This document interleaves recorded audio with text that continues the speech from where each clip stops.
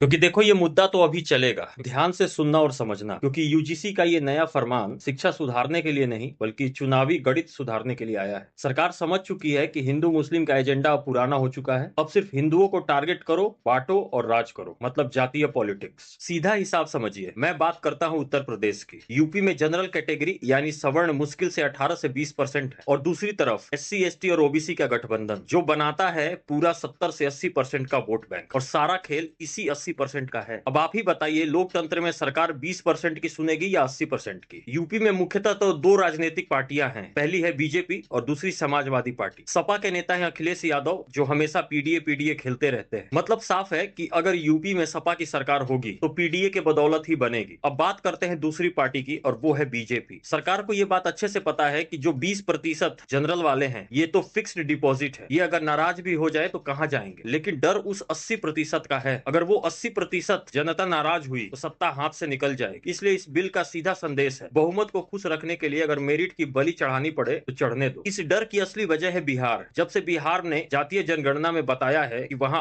63% सिर्फ पिछड़े ओबीसी और ईबीसी हैं, तो दिल्ली की नींद हराम हो गई है। सरकार को समझ आ गया है कि अगर 2027 का यूपी जीतना है तो हिंदुत्व के नारे के साथ साथ जाति का झुंझुना भी बजाना पड़ेगा। यह यूजीसी बिल दरअसल एक ट्रैप है, एससी एसटी ओबीसी को यह दिखाने के लिए कि देखो हम तुम्हारे हक के लिए सवर्णों को भी किनारे लगा सकते हैं। ये हिंदू को हिंदू से लड़ाने का नया मॉडल है। सवर्ण सड़क पर रोएगा और सरकार दलित और पिछड़ों को दिखाकर कहेगी देखो हमने इनकी नहीं सुनी, हम सिर्फ तुम्हारे लिए ही हैं। तो दोस्तों गलतफहमी में मत रहिए, ये लड़ाई इंसाफ की नहीं है, ये लड़ाई है कुर्सी की। आप यूनिवर्सिटीज में मेरिट ढूंढते रहिए, वो चुनाव में मेजोरिटी ढूंढ चुके हैं। अब तय आपको करना है, आप वोट बैंक बने रहेंगे या सवाल पूछेंगे। क्योंकि देखो ये मुद्दा तो अभी चलेगा, क्योंकि सरकार अगर बिल वापस लेती है तो 80% जनता नाराज होगी, और अगर नहीं लेती है तो 20%। तो आपको क्या लगता है, सरकार 80% जनता के साथ जाएगी या 20% सवर्णों के साथ? कमेंट करके जरूर बताइएगा। जय हिंद, जय श्री राम।